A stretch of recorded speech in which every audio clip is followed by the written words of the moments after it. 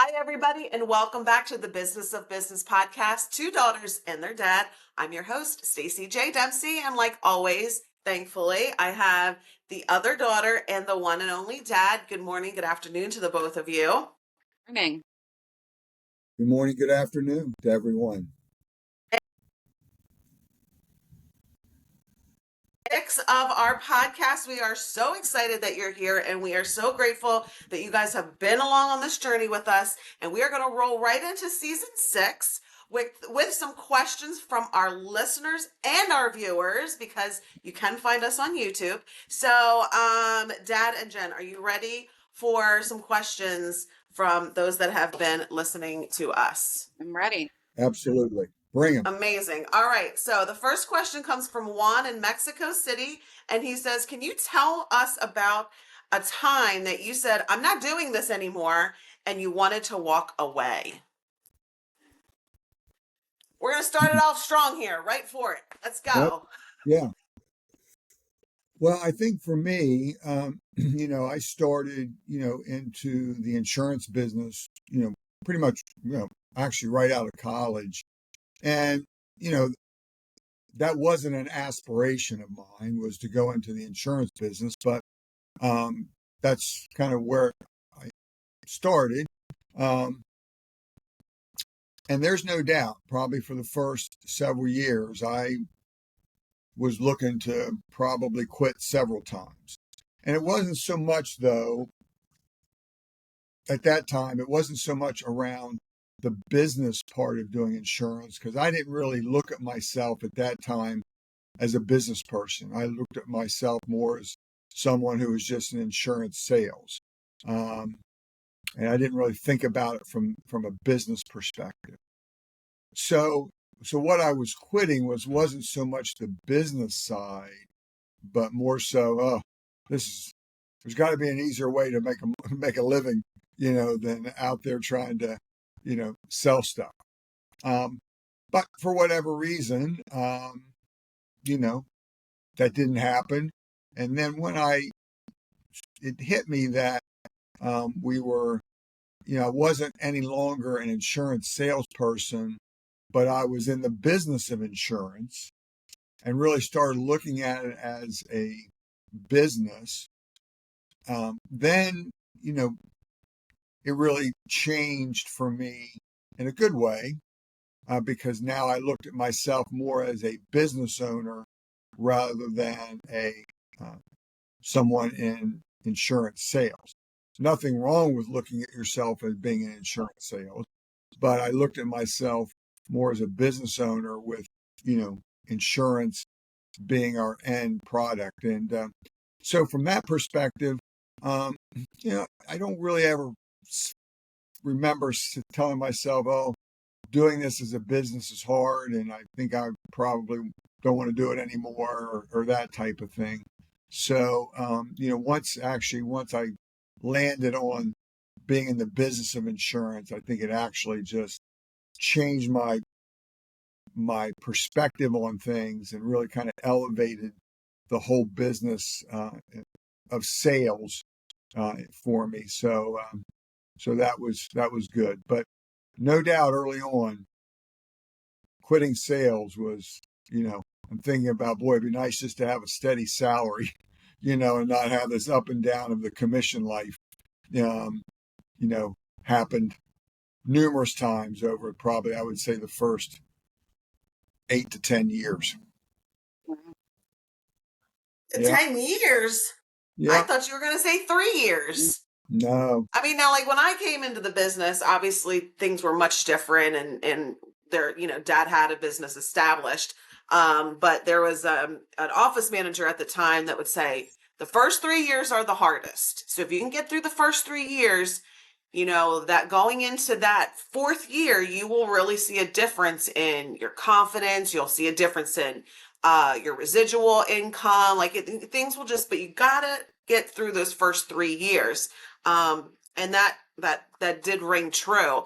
But again, my experience completely different from Dad's, where, I could walk in with mentors and an office and staff, and, just a much different experience. So, So now that I kind of say that all out loud, 8 to 10 years does make a little more sense. So Jennifer, before we hit record, you're saying, uh, you kind of alluded to the fact that maybe early on you were super motivated, or you didn't really want to quit, but later on, as the years kind of went on, there was maybe some times where you thought, you know what, I want to quit this. So why don't you talk a little bit about your experience on a time that you wanted to just say I'm done with this and walk away. Yeah. I don't ever really remember there being a time wanting to quit being a hairdresser, but I can speak from the business, point of view. It was just last year. And, I think when you're in an industry for such a long time, you have kind of just like that unspoken, this is the way things are done. And you just adapt that, take that on as your own. And so I think, last year being 7 years into business and just doing things the way that everyone told me to do them, I just learned so much about myself that I just had a lot of reflection to say, you know, there's certain things inside of my business that I don't want to operate that way anymore. And so I remember feeling like I wanted to quit because I didn't have the answers at the time. And I remember just being, in a really bad place and talking to myself to say, all right, do you want to quit because it's hard? Or do you want to quit because maybe this season of your life is over? And, I had to get real with myself and say, I want to quit because it's hard. And I can't remember, there ever being a time in my life that I quit something because it was hard. So in, instead of quitting, I, intentionally went out and found the resources and the solutions that I was looking for. And I took a huge leap of faith and changed so many major keys to my business and just walk through that. And I think that's kind of the beautiful thing about entrepreneurship is that you do have the option to make changes to what is unique to yourself. And people can be so afraid of change, but if what this experience being in such a low place in the business and where I am today, I think, it's learning to accept change and not let fear hold you back. And that's just really been a testimony for me over this year is that, if we can get really good at change and not letting fear hold us back, then, it just opens up so many more possibilities. So yeah, that was really real for me. So I can speak to that for sure. And real quick, Stacy, I think, it's a great question, but I think we don't want to just leave it there. We also want to say when that happens, you know, what is your response? Jennifer just described hers.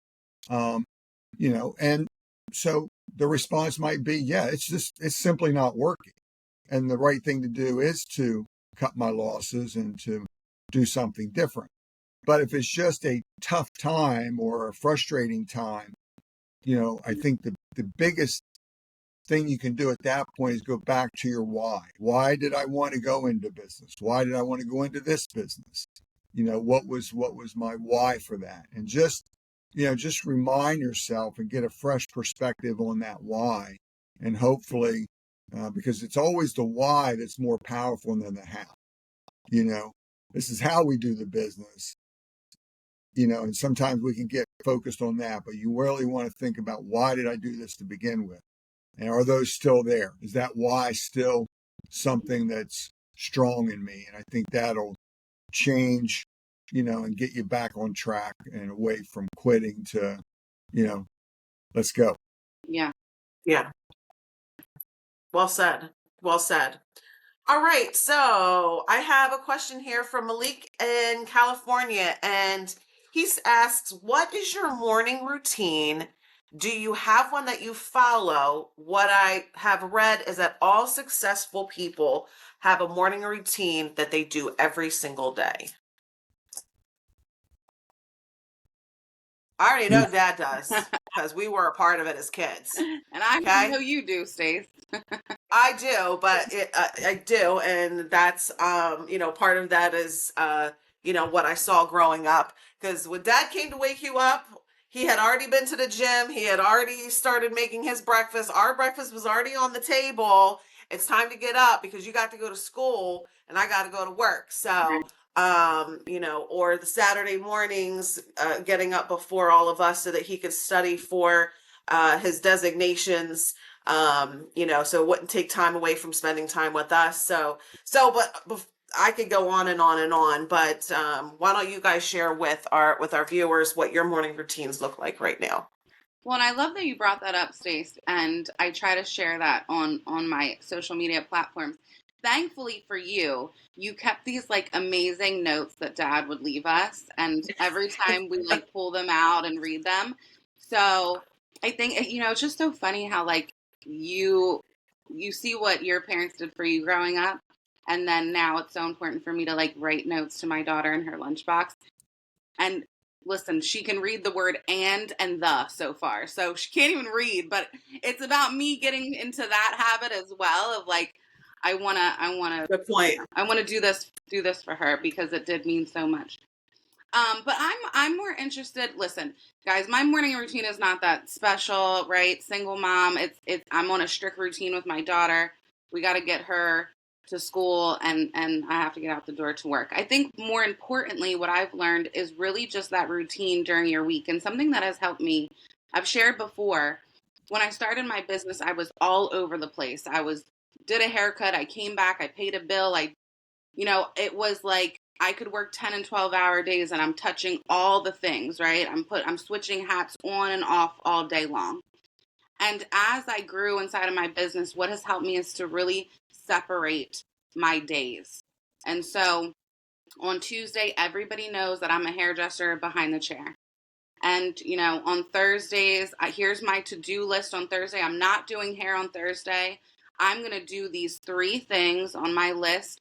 And then I'm going to the gym and I'm taking care of myself. Because, for me, it was very easy to say, hey, you know what? I'm not behind the chair, but I'm going to answer these emails. I'm going to do an order. I'm going to, do my budget. I'm going to do all these things. And then before you know it, I have no time for myself to do the things. So having a routine within your week, especially when you work inside of your business and on your business, is crucial, especially when you wear multiple hats.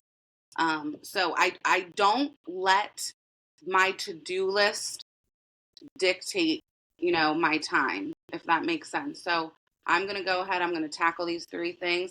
And then at 12 o'clock, I'm leaving and I'm going to the gym and I'm doing the things that help me feel good, so I can keep working on my business.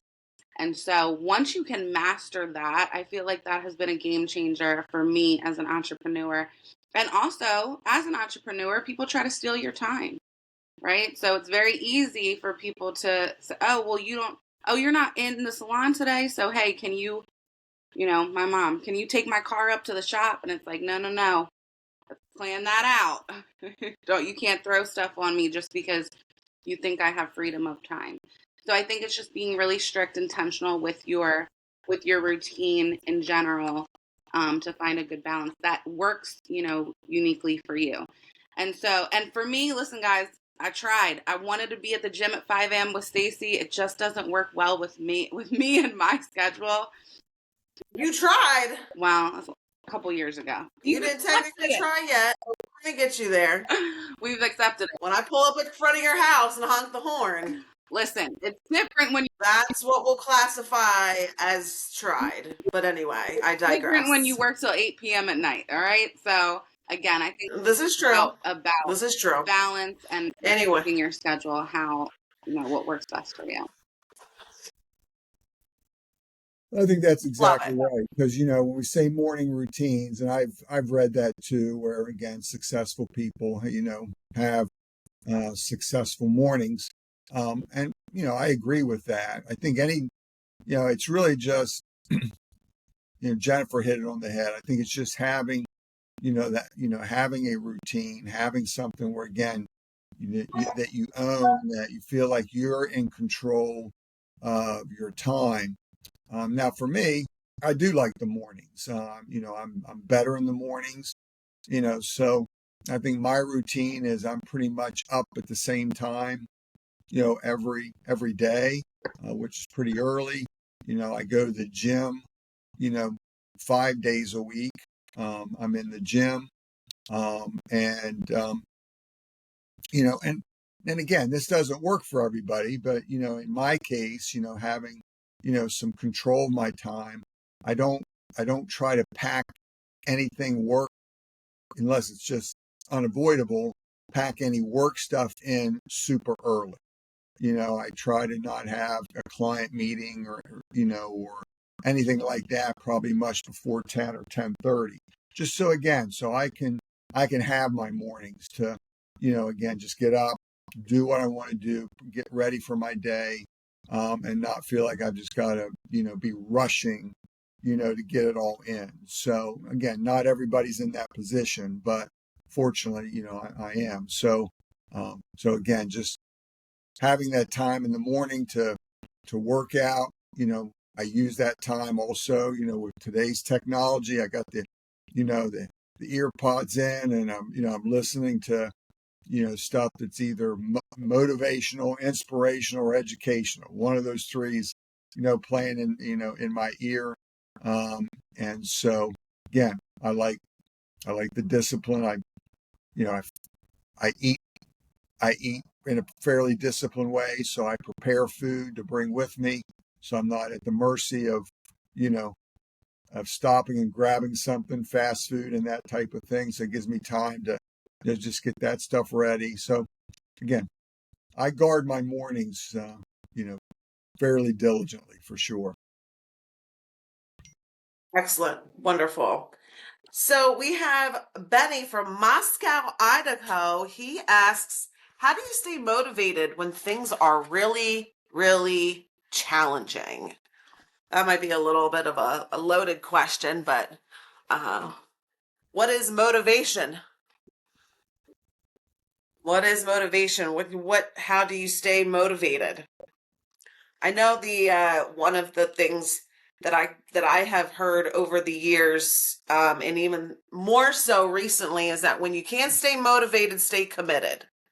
You said you were going to do something, just and if it's been consistent, if you've had some consistency with it, even if you don't feel like doing it, go do it anyway. Because if you can't stay motivated, stay consistent. So, at least in my little humble opinion, motivation. No, there's no one person that's motivated all the time to do everything that they need to do or all the things that they should do, or that is a ebb and flow type of thing, I think, for most people. But so what's something that you guys maybe hold on to or think of when uh just try to stay motivated, stay in the right frame of mind when things are challenging, is what he asks. But also, when are things not challenging? Right, exactly. Yeah, I mean, I agree with you, Stace. I think it's about, it's just about that sense of responsibility and commitment. So, even when you don't feel like it, we're still going to show up. We're still going to have a strong routine. I think for me, you know, when we talk about motivation, it really stems from my daughter. I know that in my life and my business, the most important thing to me is I understand that I am my daughter's number one role model. So I constantly have reflection when it comes to that. And I just want to, I want to be a mom that she's proud of. And so when I don't feel like, getting up and getting after it, I kind of just tap into that. And, that's the center of my why. So that typically pushes me. And then, you hear I love you. You're the best mom. So that's great motivation for me. I think it's important, when it comes to motivation, to understand that motivation is something, that you have to continue to pursue. It's like Yeah. taking a shower. You have to almost do it every day. You have to bring some kind of motivation. So again, that's where there's, a ton of just encouraging things out there that you should be listening to. If that helps you, I'm always trying to listen to something that I feel is helping me grow, helping me, you know, do what I do better, and not feel like I've arrived, but I'm always striving to get better. And so, just looking for things like that to stay motivated. But I go back to kind of what we talked about, on the first question, is, what do you do when you feel like you just want to quit? Well, you got to get motivated. Well, how do you get motivated? Again, you go back to your why. Why am I doing this? Jen just, explained, a big why for her. And that is, she wants to walk life out, well in front of her daughter in terms of how she works and lives life. So that's a huge why. That's something that would motivate a lot of people if they thought about it that way. And for me, my big why is certainly, the same. I mean, certainly I want to, I want to make sure people see me as who I want to look like, professional and dependable and disciplined and all those things. But, at the end of the day, for me, my main motivation is, really a 4-letter word, HELP. I just want to help. I want to help people. I want to help my clients. I want to help my teammates. I want to help my colleagues. Where can I help? And if I know that I am giving that, every day to the best of my ability, then, then things will go well. They may not go the way I picture them, but they'll go well. And so, and it comes back to that giving and receiving. If I know if I'm giving enough help when I need help, I'm going to receive it, right? Because I'm giving it away. So that's a big motivation for me. It's just, at this stage in my career is I just want to make sure, I'm just a quick example. I just had a client refer, as I love to hear this. I just had a client refer, a coworker who recently retired from the same company, and I had just worked with, the other husband and wife. And when he called saying, I'd like to meet with Jack because I was talking with Carl, and Carl said that Jack really helped them. And I thought that, is what I want to hear. I would much rather hear that than Jack placed me in a fantastic investment or Jack, did this. I mean, I want to hear that, he really helped me, because that is at the core of what we want to do, is we want to help people. And it doesn't matter how we do that, exactly, because it's going to look differently for different people. But the fact that that's my why, helping people. And when I heard that, I'm like, yes, that's motivating to hear those words. So H-E-L-P, help. HELP. All right. So I have 2 last questions here. This is from Sophia from England. She asks, what is the worst piece of advice you've ever gotten? And then what is the best piece of advice you've ever received? So we'll start with, what's the worst piece of advice that you've ever gotten? For me, I've had a lot of bad advice over the years, but I don't know if it will necessarily serve our podcast to get into the nitty gritty. I think, because I'm talking hairdresser terms here. So, Yeah. I think again, I think the worst piece of advice I've ever gotten is figure out what the salon is doing down the street, and then price, number one, do it better, but price your services just under. And now I can say with pride that, I'm the most expensive hairdresser in the area. So that tells you how well they're booked in.